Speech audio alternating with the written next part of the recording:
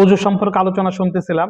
হযরত ওসমান রাদিয়াল্লাহু আনহু বর্ণনা করেন, ওযুর বর্ণনা দেওয়ার পর বলেন, আমি মহানবী সাল্লাল্লাহু আলাইহি সাল্লামকে ঠিক এমনি ভাবে ওযু করতে দেখেছি যেভাবে ওযুর বর্ণনা আমরা এতক্ষণ পর্যন্ত উপরে রিলিজে আমরা প্রদান করলাম।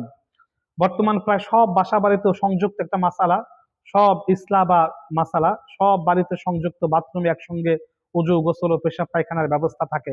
এমন স্থানে ওযুর ব্যবহৃত পানি প্রবাহিত করা এবং ওযুর মাসনুন দোয়াসমূহ মুখে আদায় করা আদবের খেলাফ। অর্থাৎ মনে মনে পাঠ করবে অথবা বাথরুম থেকে ওযু করে বের হওয়ার পরে তারপর কালিমা শাহাদাত পাঠ করবে।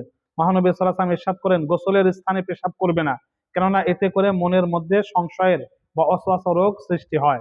এমত অবস্থায় শরীয়ত বিশেষজ্ঞ ওলামায়ে কেরামের সাথে পরামর্শ করে এগুলো নির্মাণ করা উচিত। কিভাবে আমরা নির্মাণ করব? যেখানে মাসালার খেলাফ সংযুক্ত বাথরুম তৈরি হয়ে গেছে সেখানে পায়খানা থেকে ওযুর জায়গাটি পর্দা দিয়ে আলাদা করা এবং ওযুর ব্যবহৃত পানি টয়লেটের পানি ব্যতীত অন্য নালা দিয়ে প্রবাহিত করার ব্যবস্থা করে নেওয়া উচিত। তো যদি বাথরুম আর গোসলখানা একসাথে হয়, মাঝখানে পর্দা দিয়ে তারপরে এইভাবে ওযুর জায়গাটা আলাদা করা উচিত বা গোসলের জায়গাটা আলাদা করা উচিত।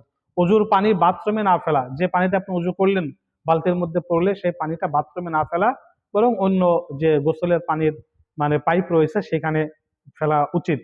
আমাদের দেশে এখন এমন পদ্ধতি রয়েছে যে বাথরুম আর গোসলের জায়গা একসাথে, অথচ বাড়ি বানানোর সময় এরকম করা উচিত যে বাথরুম এবং গোসলের জায়গাটা একটু পৃথক করা, আলাদা করা, যাতে ওযু করার সময় দোয়া কালাম পড়া যায়, যাতে ওযুর পানি এই বাথরুমের মধ্যে না যায়, বাথরুমের পানি ওযু গোসলের জায়গায় না আসে, এদিকে খেয়াল রাখা উচিত।